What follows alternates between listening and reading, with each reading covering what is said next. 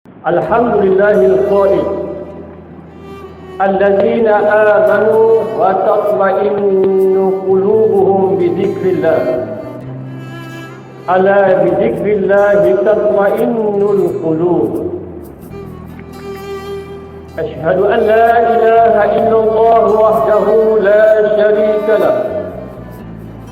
Wa ashhadu anna Muhammadan abduhu wa rasuluh.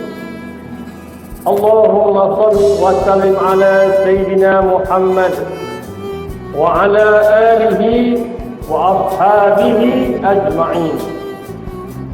Amma ba'd. Faya ayyuhal muslimun, ittaqullah usikum wa iyaya bitaqwallah faqad fazal muttaqun. Qala Allah Ta'ala: يا أيها الذين آمنوا اتقوا الله حق تقاته ولا تموتن إلا وأنتم مسلمون. Sidang jemaat yang dirahmati Allah sekalian, saya berpesan buat diri saya dan buat tuan sekalian, marilah kita bertakwa kepada Allah Subhanahu wa Ta'ala dengan melaksanakan segala suruhannya dan menjauhi segala larangannya. Tajuk khutbah kita pada hari ini ialah bersihkan hatimu. Hadirin jemaat sekalian, kata pepatah Melayu, ikut hati mati, ikut rasa binasa, ikut nafsu lesu. Kenapa mati dikaitkan dengan hati?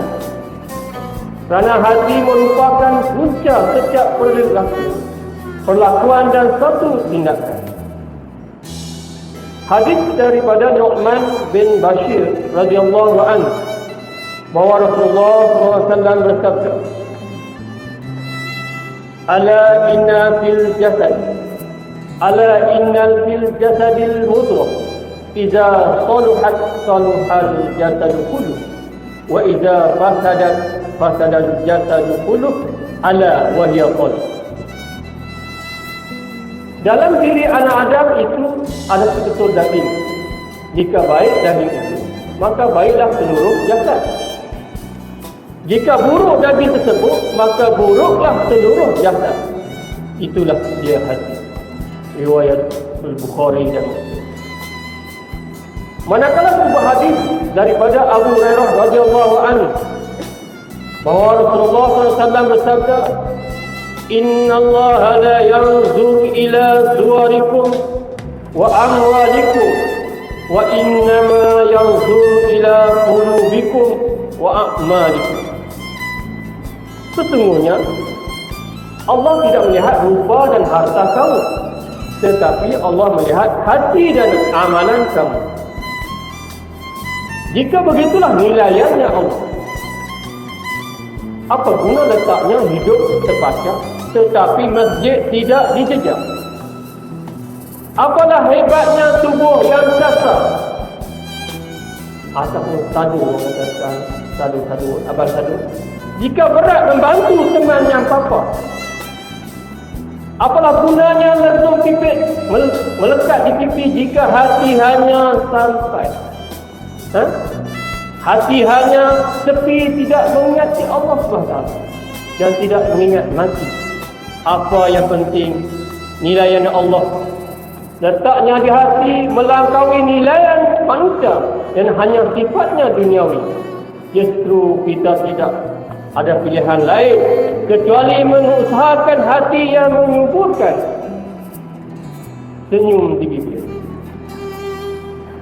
Hati yang sentiasa mengingatkan lidah akan besarnya nikmat Allah SWT, menyebut nama-nama Allah. Hati yang sentiasa mendorong tangan dan kaki untuk menabur bakti dan khidmat untuk ummah. Sidang jemaat yang dimuliakan, hati yang sejahtera namanya qalbun salim. Hati sejahtera sentiasa bertunjangkan akidah yang sehat. Akidah yang tidak mampu dirosakkan dengan mainan harta dan pangkat, malah sentiasa membuahkan hasil pada perbuatan yang terdorong untuk melakukan ibadah. Itulah perjuangan yang menentukan nasib kita di akhirat. Bijak pandai berkata, buah iman pada amal, buah amal pada ihsan. Artinya, perjuangan mencari hati yang sejahtera merupakan jihad menuju ke syurga. Karena yang dinilai di akhirat pastinya amalan yang lahir daripada hati yang sentiasa tunduk dan patuh pada arahan Allah Subhanahu wa taala. Maka tepatlah firman Allah Subhanahu wa taala dalam surah Asy-Syu'ara ayat 88 hingga 89. A'udzu billahi minasyaitonir rajim. Yauma la yanfa'u malun wa la banun illa man atallaha biqalbin salim. Yang bermaksud hari yang padanya harta benda dan anak pinak tidak dapat memberikan pertolongan satu apapun kecuali yakni harta benda dan anak pinak. Orang-orang yang datang menghadap Allah SWT dengan hati yang selamat sejahtera, yakni dari syirik dan penyakit munafik. Hadirin jemaat sekalian, bagaimanakah sifat hati yang sejahtera itu? Hati yang sejahtera itu akan mudah terdorong untuk melakukan kebaikan.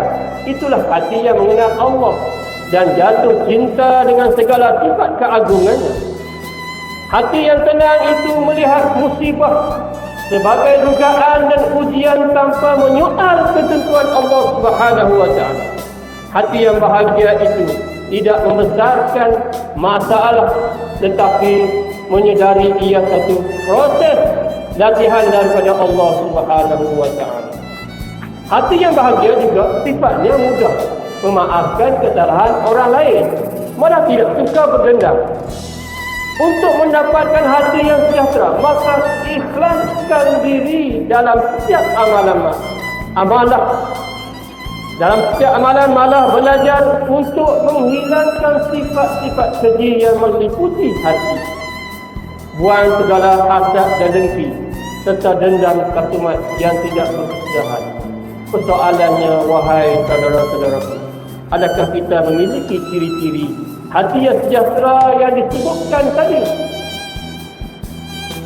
Sebagai jawapannya, jalan memperolehi hati yang sejahtera tidak semudah yang disangka. Semakin kuat kita mengubah diri, akan semakin hebatlah ranjau yang menghalang. Itulah namanya mujahadah, yakni bersungguh-sungguh. Jalan mujahadah sentiasa berliku.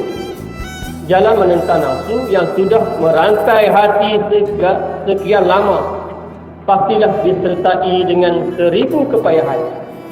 Biar kita bersusah payah di dunia demi untuk menempah kamar indah dalam syurga Allah SWT. Itulah jalan-jalan yang telah disediakan oleh Allah SWT mengikut sunnah. Allah SWT berfirman dalam surah Al-Ankabut ayat 69. A'udzu billahi minasyaitonir rajim. Wallazina jahadu fina lanahdiyannahum subulana wa innallaha lama'al muhsinin.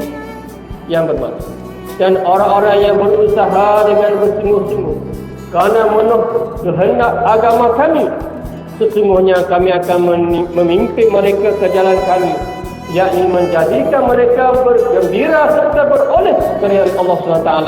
Dan sesungguhnya pertolongan dan bantuan Allah adalah beserta orang yang berusaha membaiki amalan. Hadirin yang dirahmati Allah Subhanahu wa taala, mujahadah itu didikan kepada hati.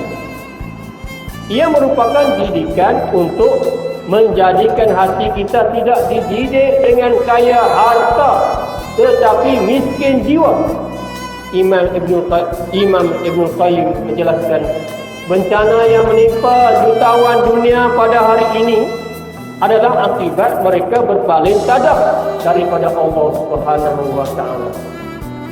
Renungkanlah, wahai, apakah yang menjadikan para sahabat Nabi yang kaya dengan harta sentiasa tunduk tawaduk kepada Allah SWT? Ini kerana kekuatan mereka ada pada hatinya yang tidak gelap mata dengan harta. malah harta menjadi alat untuk mereka mendampingkan diri kepada Allah dengan melakukan amalan kebaikan dan membantu sesama muslim. Ini bertepatan dengan hadis daripada Abu Hurairah radhiyallahu anhu bahawa Rasulullah SAW bersabda, "Laisal ghina an kasratil 'aradi, walakinnal ghina ghinal nafs." Kaya bukanlah diukur dengan banyaknya kemewahan dunia, namun kaya yang sebenar adalah kaya hati. Riwayat Bukhari dan Muslim. Wahai hati yang tenang, ketika hati sedang berbolak-balik, ingatlah Allah SWT dan pintalah perlindungan daripadanya. Jika hatimu pernah berbalik, bertaubatlah dan perbanyakkan istighfar. Jika masih ditakut lama, saat sudah lama bermujahadah, pintalah sahaja hati yang baru. Hati yang kembali mengingat Allah SWT. Hati yang ingat akan janji ketika di alam ruh. Hati yang mengaku Allah itu pencipta dan Rasul itu penyuluh. Untuk menjaga hati, marilah kita melaksanakan perkara yang berikut. Pertama, perbanyakkanlah membaca Al-Quran, kerana ia kunci mengingat Allah Subhanahu wa Ta'ala. Yang kedua, basahkanlah lidah dengan zikir memuji kebesaran Allah Subhanahu wa Ta'ala. Mudah-mudahan apa yang dilafaz akan meresap ke dalam hati. Yang ketiga, berkawan dan bersahabatlah dengan para alim ulama. Semoga dibimbing ke jalan yang benar. Yang keempat, sentiasalah menghadirkan diri ke majlis ilmu agar mendapat petunjuk dan hidayah Allah Subhanahu Wa Taala yang sebenar. Dan yang terakhir, yang kelima, sentiasalah membaca A'udzubillahi minasyaitonirrajim. Moga terhindar daripada gangguan bisikan syaitan. A'udzubillahi minasyaitonirrajim. Ya ayyatuhan nafsul mutmainnah, irji'i ila rabbiki radiyatan mardiyah, fadkhuli fi ibadi wadkhuli jannati. Setelah menerangkan akibat orang-orang yang tidak menghiraukan akhirat, Tuhan menyatakan bahawa orang-orang yang beriman dan beramal soleh akan disambut dengan kata-kata, wahai orang-orang yang mempunyai jiwa yang sentiasa tenang, tetap dengan kecayaan dan bawaan baik, kembalilah kepada Tuhan dengan keadaan engkau berpuas hati dengan segala nikmat yang diberikan, lagi diridai di sisi Tuhan, serta masukkanlah engkau dalam kumpulan hamba-hamba yang berbahagia dan masuklah ke dalam syurga-Ku. Surah Al-Fajr ayat 30 hingga 30. Barakallahu li wa lakum bil Qur'anil azim. Wa nafa'ani wa iyyakum bima fihi minal ayati wa dzikril hakim. Wa taqabbala minni wa minkum tilawatahu innahu huwas samiul alim. Aqulu qawli hadza wa astaghfirullahal azim li wa lakum wa lisairil muslimina wal muslimat fastaghfiruhu innahu huwal ghafurur rahim.